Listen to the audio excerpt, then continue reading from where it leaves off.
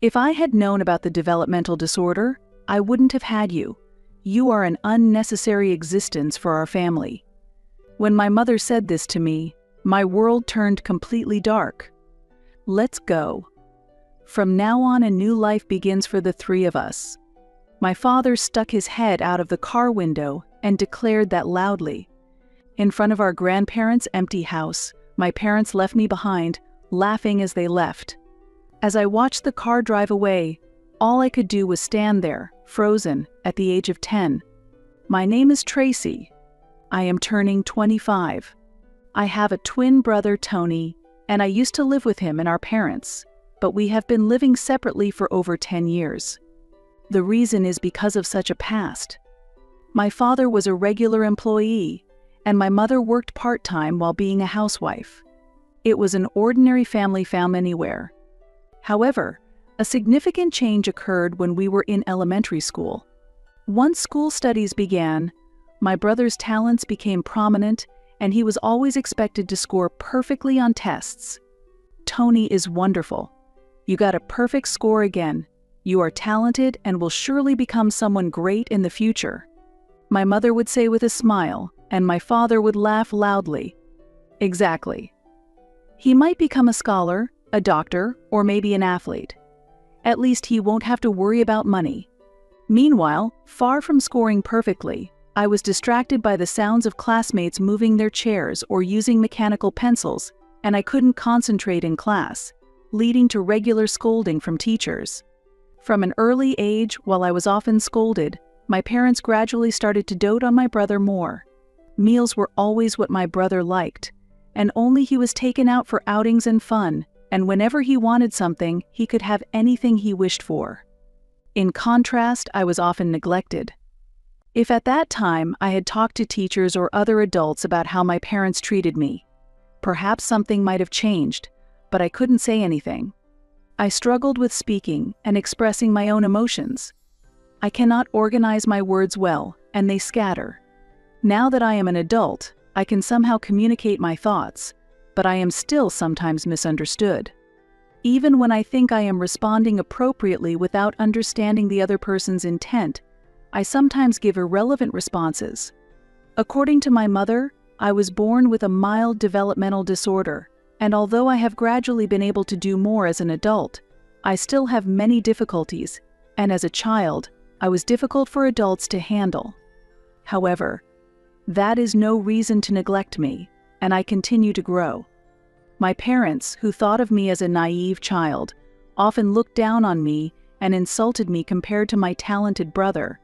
Now, I could argue against such an attitude from my parents, but at the time, my parents held absolute authority, and I simply smiled and endured without rebelling against any words or actions.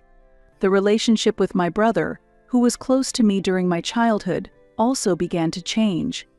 As he grew older, my excellent brother did not try to understand me and started to look at me strangely. "Don't talk to me at school. It's good our faces are different. I wouldn't want anyone to think we're siblings. Keep quiet, because you're stupid." Before I knew it, the kind words from my brother disappeared, and he despised me as if I were disgusting, and eventually completely ignored me. Naturally, my parents did not pay attention to how he was to me. I simply no longer received attention or affection from my parents, and my days were reduced to receiving minimal care. On special days like birthdays or Christmas, my parents would take my brother out to eat. For me, there were no special cakes, treats, or gifts, just a supermarket ready-made meal with a discount sticker, and I was left alone to house sit. Even during New Year's celebrations, it was the same for me. "You stay in your room because I can't concentrate with you around."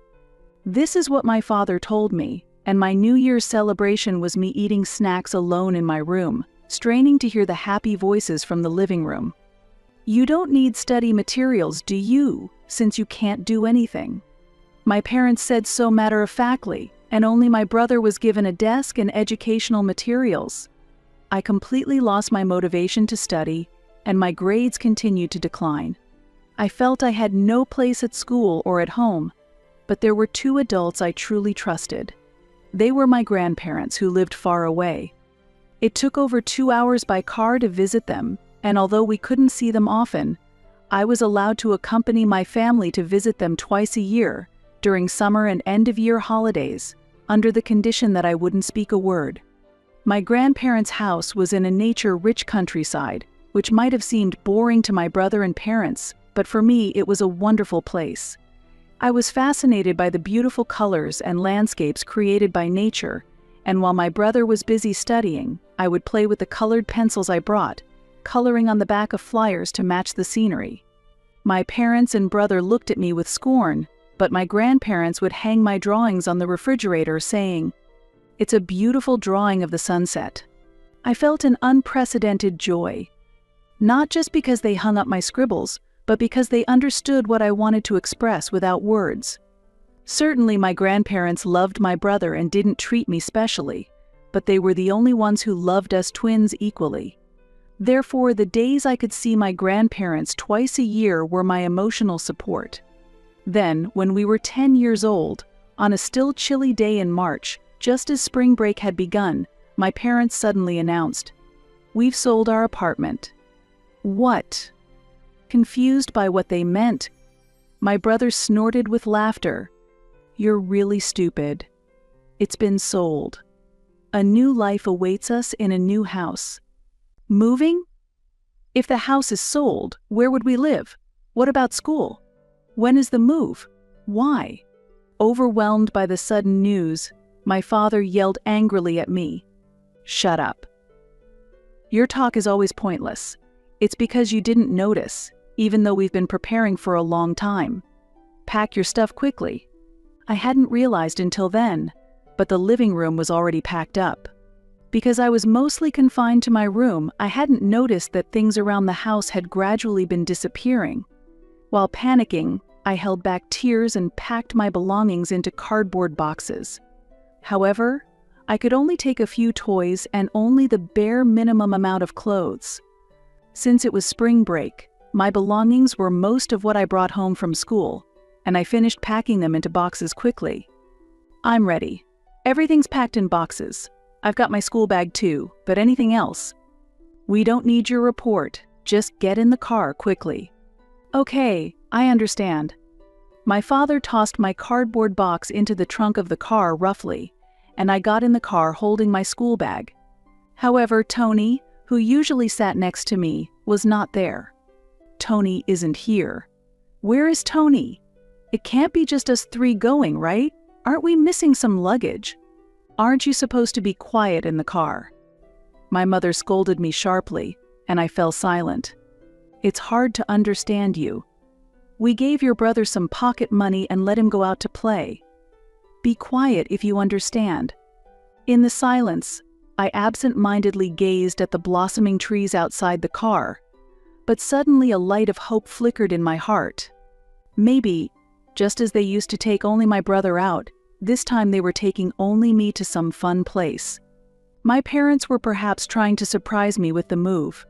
While I unconsciously smiled, my parents were quietly talking about something. At that time, I was too excited to care about what was being said. However, I never dreamed that this joy would later be betrayed. I eventually fell asleep and was suddenly woken up by my mother's loud voice. "Wake up quickly. Take your school bag and get out of the car." Not knowing where I was, I got out of the car and was astonished by the scene in front of me. It was in front of my beloved grandparents' house. Yay. Grandma, Grandpa. I energetically tried to open the door, but suddenly stood frozen. The door wouldn't open. It was locked. "Mom, I can't get in." "Is that so?" "It's a weekday today, so they're probably still at work." "What?" "But I just called them, so they'll be back soon." "See you?"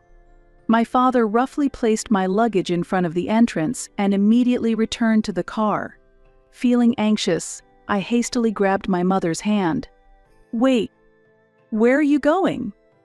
"Mom, Dad, wait." "Where? We're going back. We can't leave your brother alone, can we?" "What?"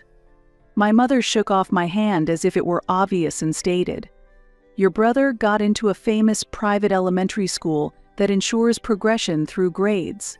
He's already decided to transfer there starting next term. We sold the apartment as part of the tuition, and we're moving to a new house for him. But having you around distracts him and also adds extra food costs. With the new term starting, this is your chance to stay here. Wait, what's happening? Am I changing schools? Am I going to a different school? That's exactly what annoys me. When my mother raised her voice in anger, I was at a loss for words. You've always been a burden to me since you were little. Your grades are poor and your appearance is below average. You can't even hold a proper conversation. Your brother is such a good child. Why do you always cause problems? Did I do something bad? If so, I'm sorry. I'm really sorry. I don't need apologies that are just lip service. If I had known about your developmental disorder, I wouldn't have had you. You are an unnecessary existence for our family. When my mother said this to me, my world turned completely dark. Let's go. From now on, a new life begins for the three of us. My father stuck his head out of the car window and declared that loudly. I must somehow stop my parents. Don't go. Don't leave me behind. Dad, Mom, am I really a bad child? Words swirl in my mind, and when I try to speak, the right words just don't come out easily. As I desperately tried to move my mouth, my mother just glanced at me and got into the car. Sorry for the wait. Since we've come all this way, let's buy a famous cake from around here and eat it with Tony. All I could do was blankly watch as my parents left me behind. Tracy. Are you okay, Tracy? Grandpa. What I saw through my blurred vision were the faces of my grandparents looking at me with concern. By the time I realized, it had already gotten dark. While waiting for my grandparents to return, it seems I had fallen asleep without noticing. Your hands are cold, and your face is pale. My grandfather wrapped me in a jumper, carried me on his back, and took me to a warm room. My grandparents were moving quickly and talking in very angry tones. How long has Tracy been waiting there? They couldn't believe seeing a message when they happened to look at their phone at work. We've left Tracy in front of the house. Please take care of Tracy. They both rushed back home immediately. It would have been a disaster if they hadn't found me. At that time, my grandfather was working as a craftsman, and my grandmother was diligently working at a local restaurant. Despite knowing their busy lives, my parents didn't contact them in advance, only sent a message on that day, and the communication ended just like that. That made me painfully aware of how insignificant I was to my parents. As I took a sip of the hot milk my grandmother gave me, its warmth relaxed my feelings, and I couldn't stop my tears. My grandmother gently stroked my back and comforted me as I cried. Meanwhile, my grandfather suddenly stood up and called my father, but the discussion escalated, and he eventually ended the call by slamming down the receiver. Tracy, I talked to your dad, but it seems we can't communicate properly. Can you tell me what happened? Through tears, I explained the events that had led up to this moment. My story was more disorganized than usual, but my grandparents just quietly listened. They said I'm an unnecessary existence because I have a developmental disorder. That it would have been better if I hadn't been born. Mom and Dad are going to create a new family with Tony. As I choked out the words, I was enveloped in a warm embrace. My grandmother hugged me tightly. What are you talking about? You are a wonderful child. No matter what anyone says, you are irreplaceable to us. I am truly happy that you were born. Yet, people's worth isn't determined by their intelligence or appearance. Your grandfather and I are just ordinary elderly people who didn't attend prestigious schools, but we've lived our lives utilizing what we're good at. You might not be good at academics, but you have a talent for sensitivity and expression. That's an irreplaceable talent that is uniquely yours. Talent. Yes, there are no adults here to make you sad anymore, so you don't have to worry. I'm sorry for not noticing it until now. You've been doing your best. As my grandfather said this and stroked my head in apology, I was overwhelmed with emotion and burst into tears. My grandparents held me tight until my tears stopped. After that, I began living with my grandparents. They enrolled me in a small local elementary school, where the teachers were very understanding. One of them was the first person, besides my grandparents, who really understood me. Because it's a rural area with few students, they implemented an educational program tailored to individual needs, which took my characteristics into account and helped progress my lessons. Thanks to that, my grades, which had previously been poor, started to improve significantly. Even though I struggled with communication, I came to accept my unique traits and eventually made friends. I began to live a relaxed life, both mentally and physically, and found what I truly wanted to do. And 15 years have passed. During that time, I never heard from my parents or brother, and before I knew it, their addresses and phone numbers had all changed. Just as my parents' and brothers' faces were fading from my memory, that day suddenly arrived. Open the door. You're in there, aren't you? The sound of someone banging on the door violently shattered the early morning's calm. My grandparents were already awake, and I, still groggy, headed to the entrance. After leaving your own daughter for over a decade, what do you want now? Startled by my grandfather's angry voice, I stepped outside and widened my eyes. Well, if it isn't Tracy, you've grown so much. The mother I remembered was always well kept. But the woman in front of me looked worn out and tired. The man next to her had a belly, a far cry from my father's previously slim figure. Smiling amiably, the two of them reached out their hands in a friendly manner. I avoided their hands and glared at them. If you are my parents, why have you come? Don't talk like we're strangers. We came to talk. Talk. Yes, we are fully aware. It seems this workshop is making quite a profit now. Dad has gotten old, and as both a manager and a craftsman, he's reaching his limits, right?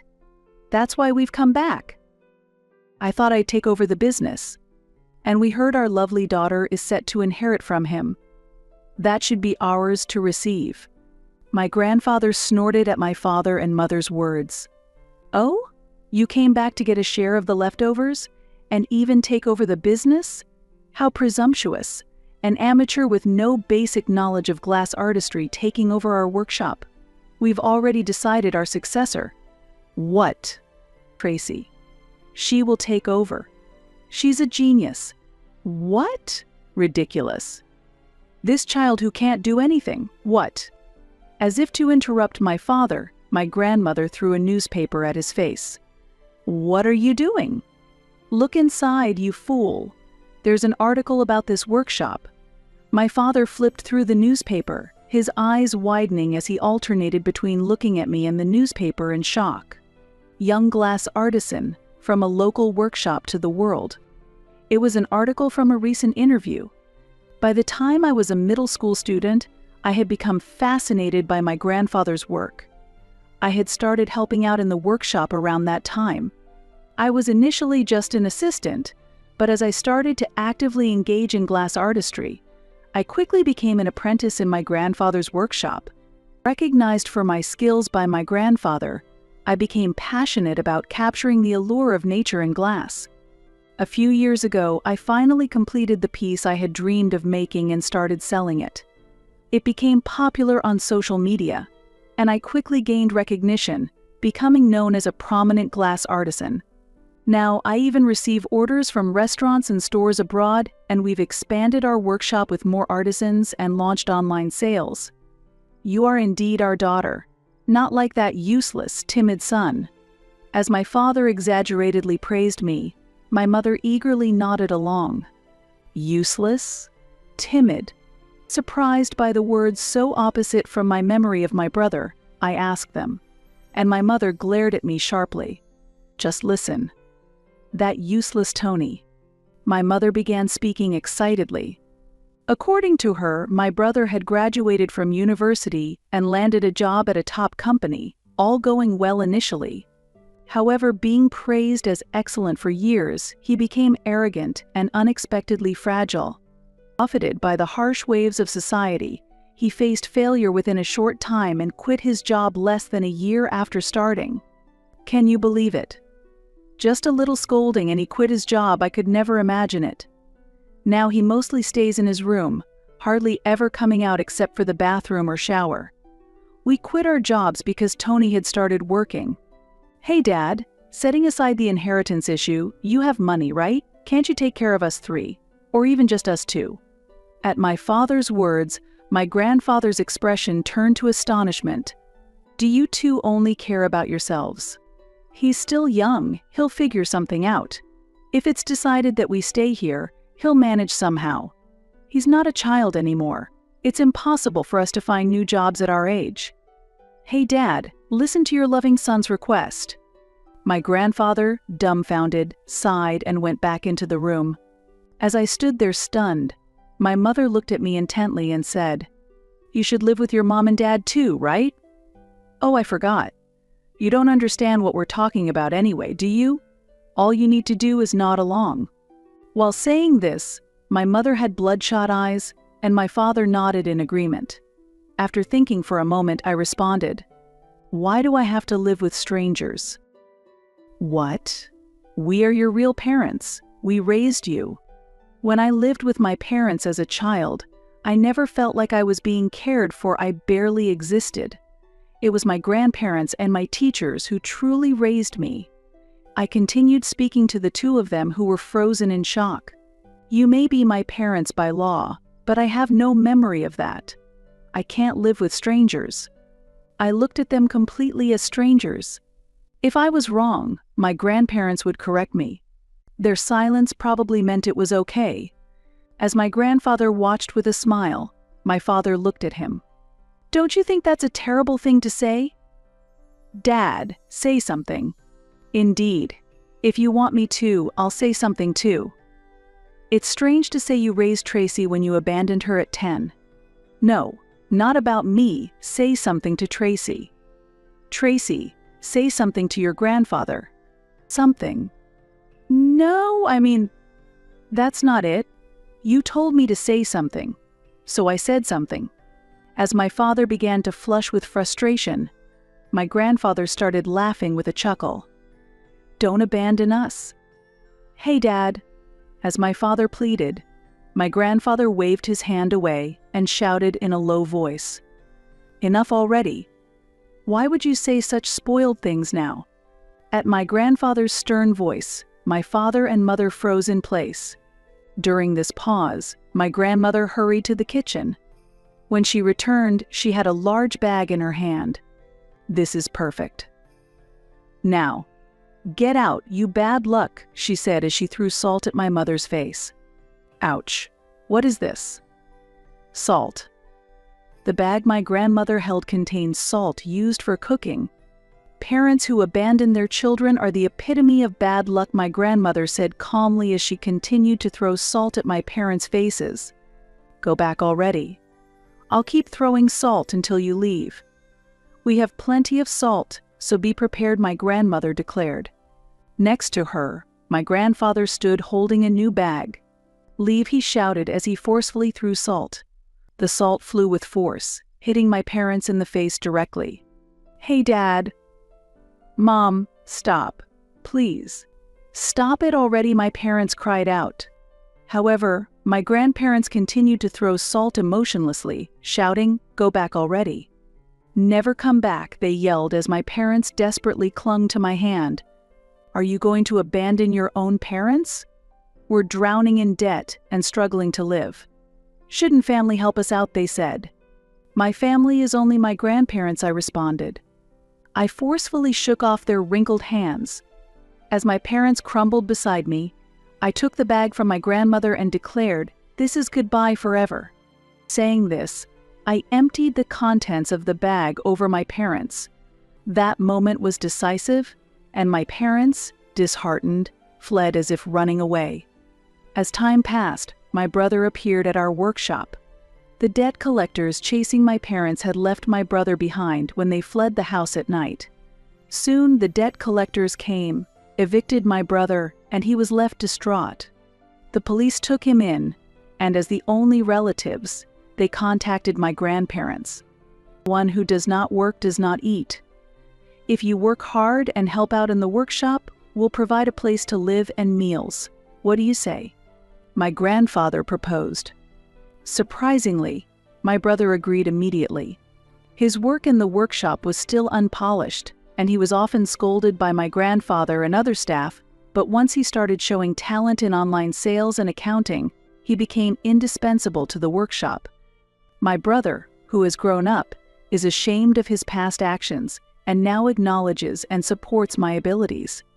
It's still too early to say we've reconciled, but I find it both delightful and embarrassing that he is now treating me kindly again. Interestingly, just when my brother was getting accustomed to the workshop's work and starting to be acknowledged by everyone, it seems our parents suddenly contacted him.